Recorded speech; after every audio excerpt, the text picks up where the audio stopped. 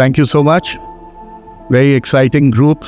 Read a lot about the kind of businesses you've built and the way that you've taken forward this journey that was created by the original founders. Idea is for us to share with them some of the bets that you took that turned out to be really successful for your firm. So I'd like to start with you, Vikash. What was the boldest bet that you took in your business when you took over, and how did that play out for you? Good evening, everyone. So unlike a lot of the, companies here, we're proud to say that we are a first generation company. I was studying in US and I was working there in the early 2000s, and my dad was like, you must come back to India, and India is the place to be. So we came back, me and my brother, and then we started this company, Jupiter Wagons, in the early 2000s. The boldest bet was, to get into railways. At that time, India was a different place. The government approvals and all. It took us a lot of time, but my dad was, convinced that railways is the industry that's going to grow over the next decade or so. And then we started this company in a very small way. We always believed in doing things step by step. So we started production in a small way, and over the years, so what helped us that as people nowadays say that the startups have agility and they take decisions fast. So that really helped us being a core group, and we could take fast decisions. And there were a lot of companies in our field which were old legacy companies, and they were very slow in decision making. So getting into railways was the boldest decision that we took then. And of course, now that we are established, and the boldest decision now that we have taken is to getting into electric vehicles. We have just launched our first commercial electric vehicle, a 1-ton vehicle, which is a completely new field for us. And then, getting into battery energy storage system and, lithium batteries. So these are some of the bold decisions that we have taken right now. Was there agreement with the board and your father, etc.? Did you face any challenge? Of course, there were a lot of resistance within the board, but then we all felt that, EV is the, the next generation, technology, and India needs to become a more greener, place and reduce the carbon footprint. And so we wanted to, get into EV and then batteries, of course. And we are the first one to introduce lithium batteries into railways. Now, a lot of the Vande Bharat trains are putting, lithium ion batteries, which are supplied by us. And so, of course, there were resistance, but then we could come over that. Fantastic. Yes, Avarna. What was the boldest bet you made? I've seen a lot about some of the challenges that you face. Love to hear from you. First of all, thank you for having me. It's a real pleasure being here. I think among the boldest bets that we've taken is, so Saregama was a 130-year-old company which sat on this huge legacy and huge repertoire of Indian music, among the largest that's ever been recorded actually in the world. And in this space and time, when the whole world was moving towards digital, we dared to launch a physical product. I think that was the boldest move that we've made. And it actually led to a turnaround for the company, because this one product put Saregama back on the map where music was concerned. And it started playing on people's emotions, on nostalgia, which is exactly where we wanted to go.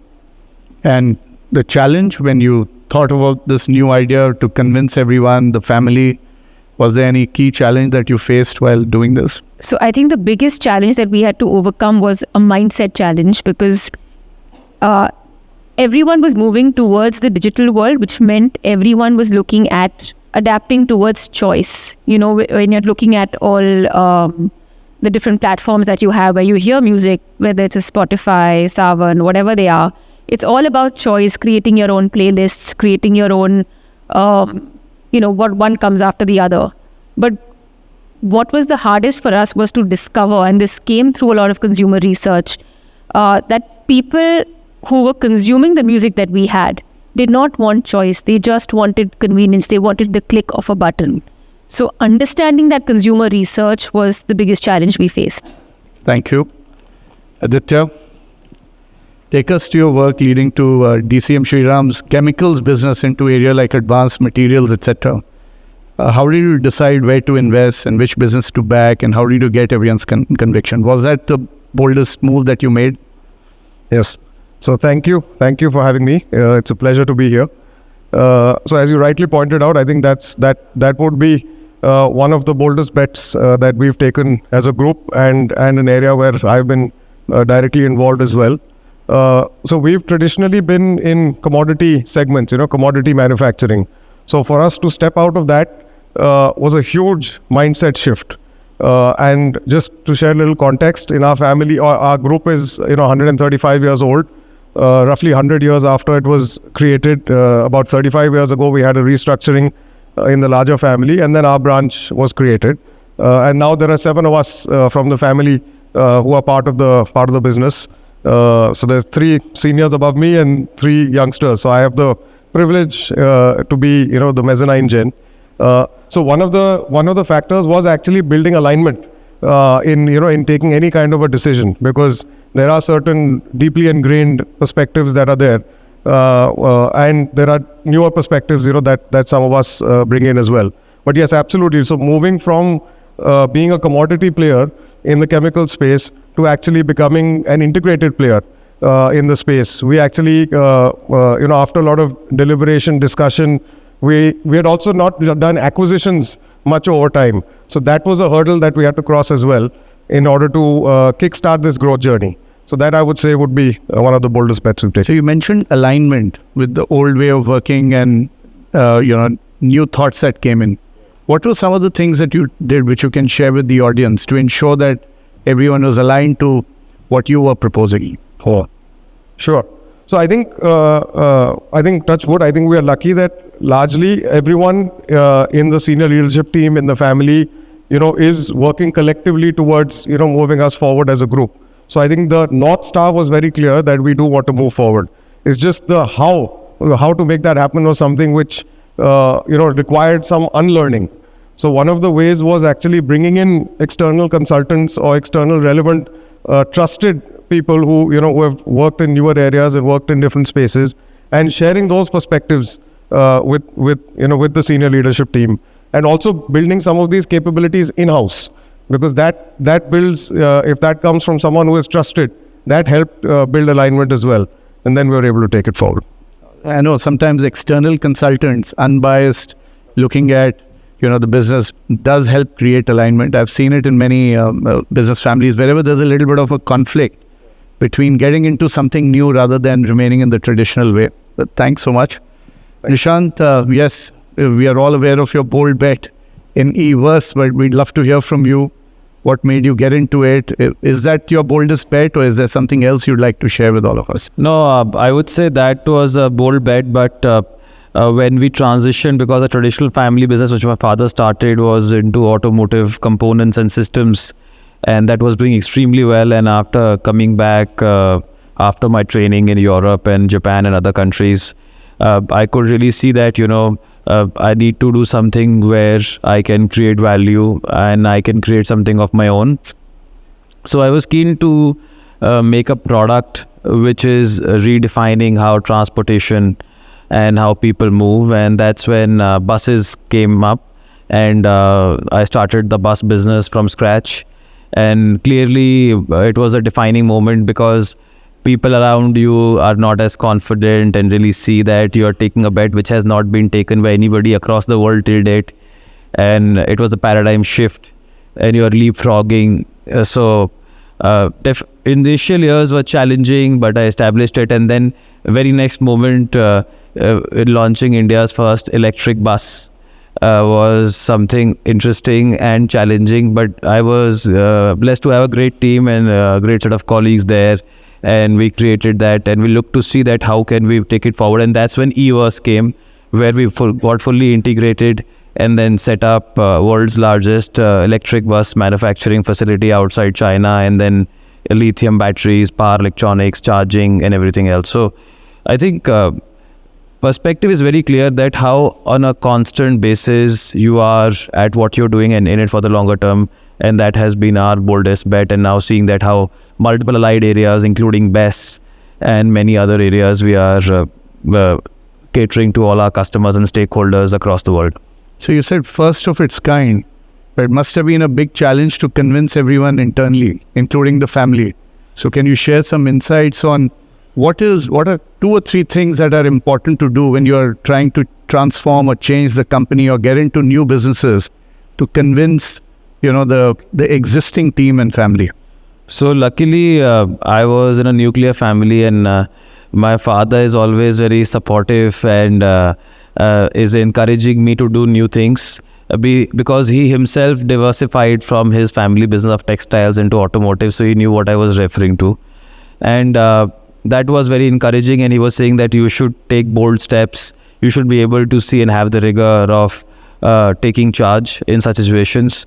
On the other hand, in terms of old guard and new guard, I think creating the right blend at a given point in time in new age businesses is important.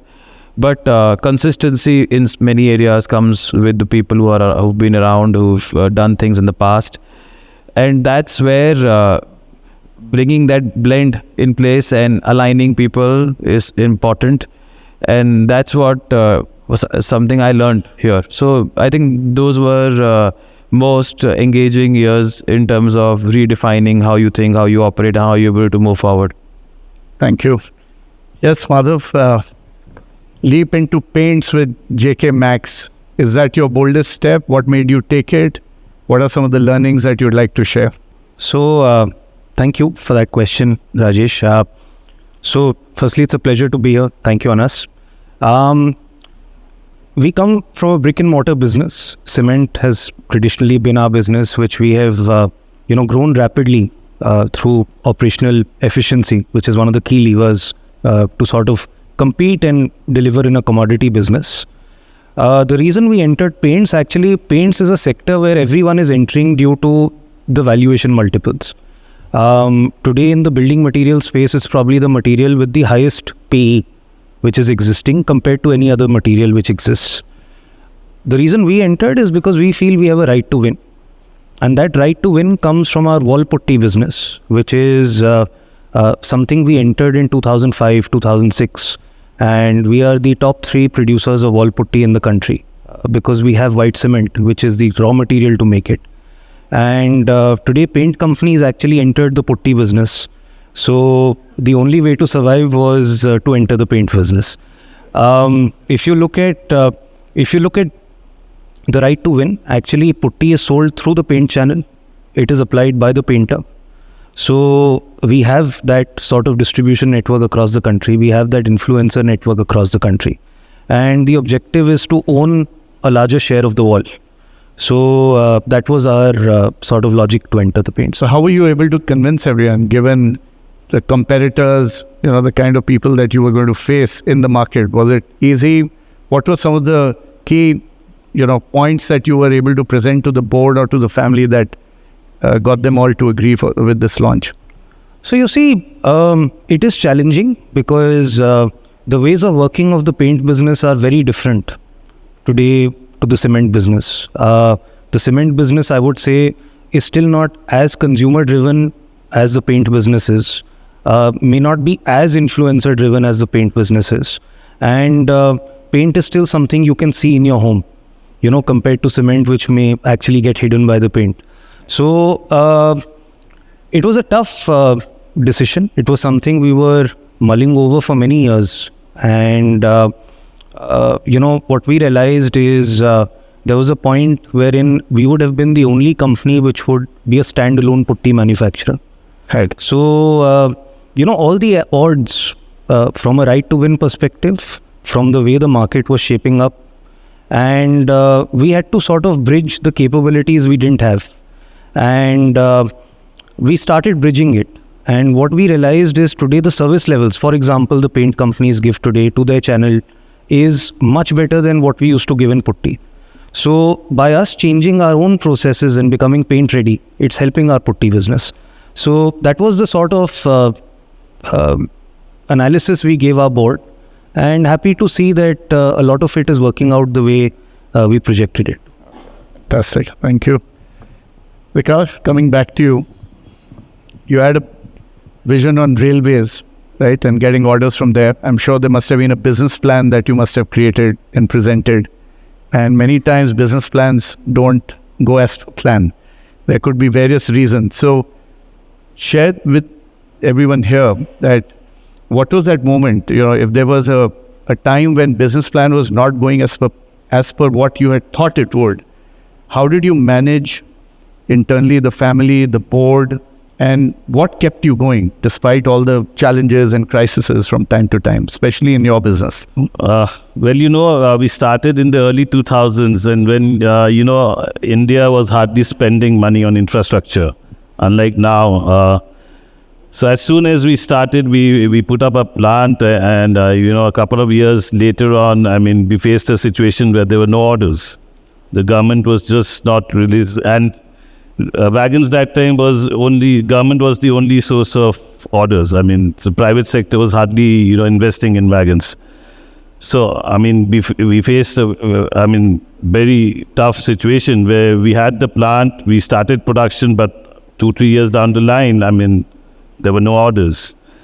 So, it was a really, really tough call. And then, to be really honest, I was cursing my dad. I was well settled in the US. Why did you call me here? And look at the situation. But, I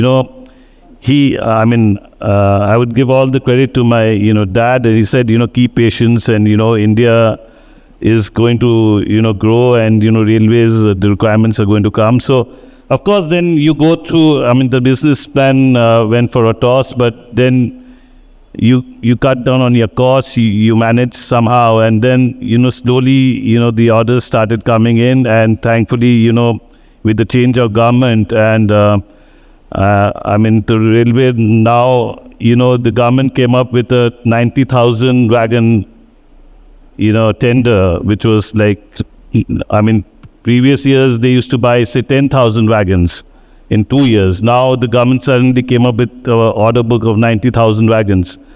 And then, all of us were flushed with, orders. So, what I'm trying to say is that you have to be patient. What I've learned over the years that, any business you get into, you cannot think of, you're not going to get profit from the first year, and especially if you're working with the government.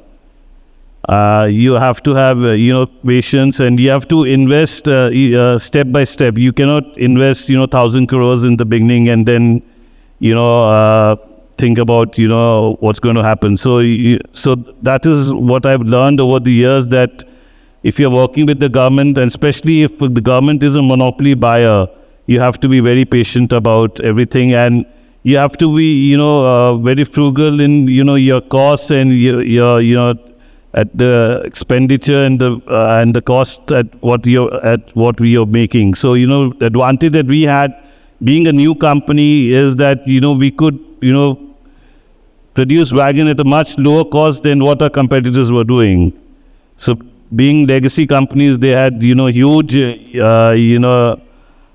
debt and huge, manpower and everything, but we were very, agile, and so we could compete with them. And over the 15 years, we have now become the number one wagon manufacturer in the country. So, fantastic.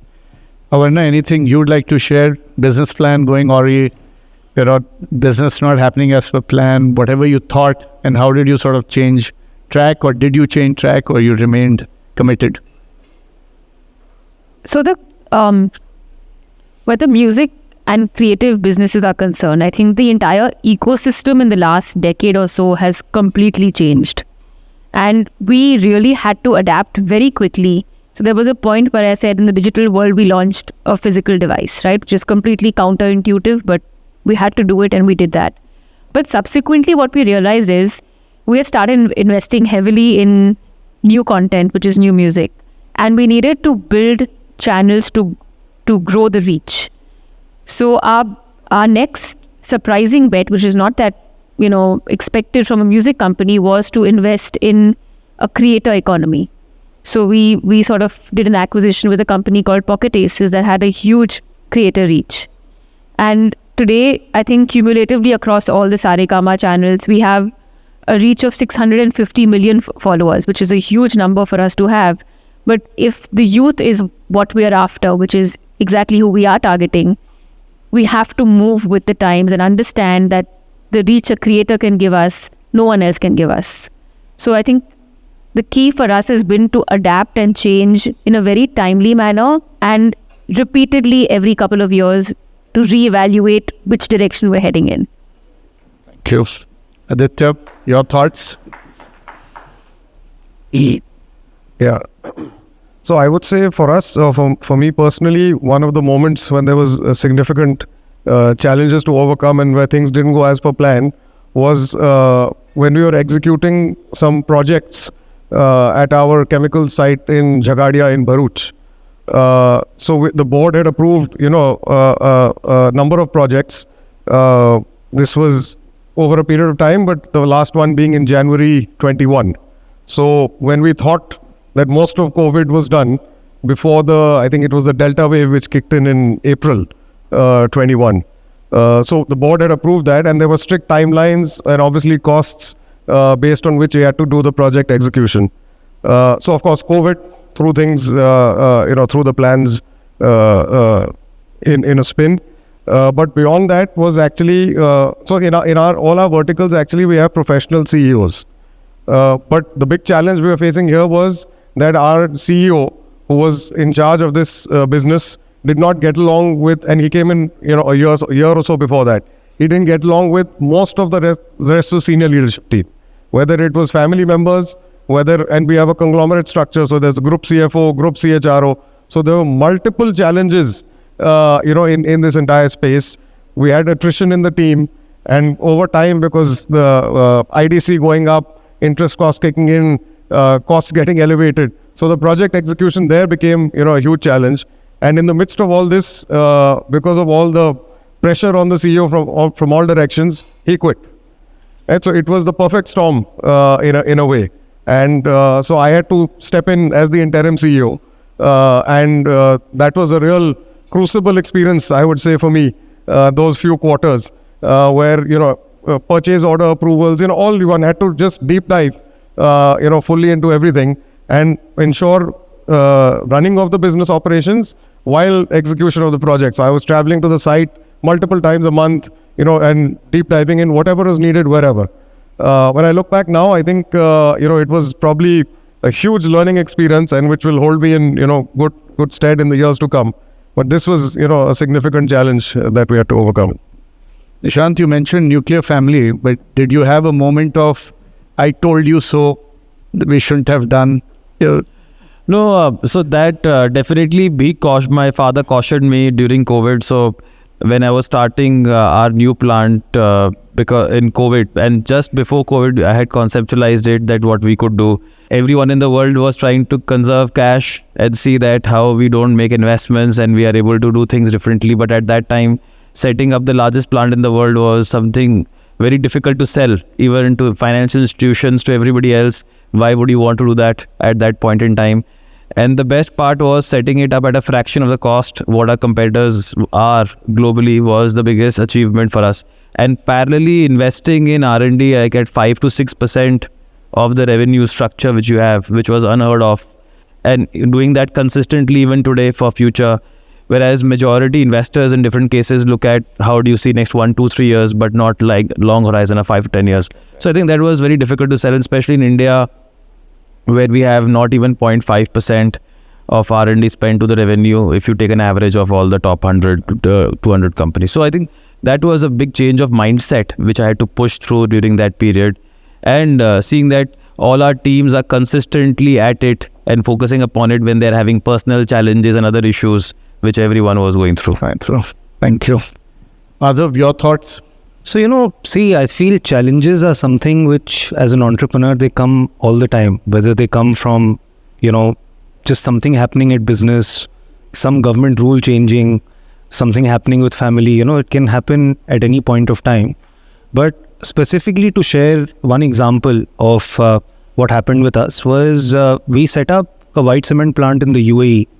This was in 2013. And we set it up in the UAE assuming ease of doing business would be maybe much more over there at that point.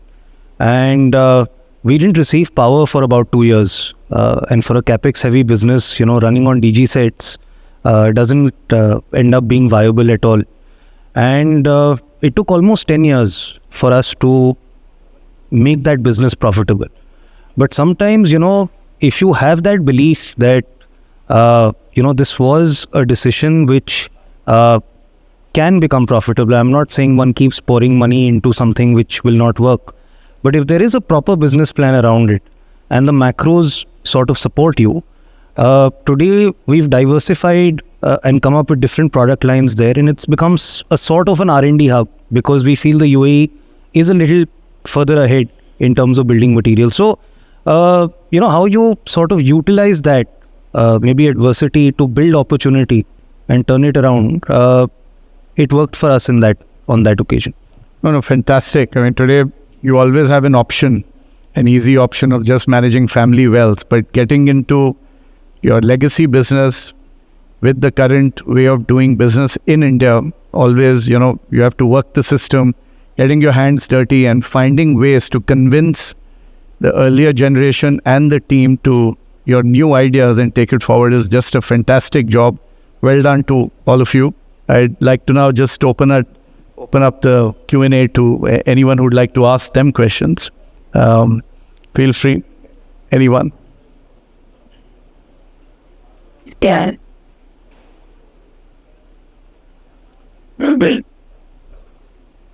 Oh, great. So I think they'll get an opportunity to engage with you. Congratulations once again for the wonderful businesses all of you have built, and all the best for the next decade. Thank you.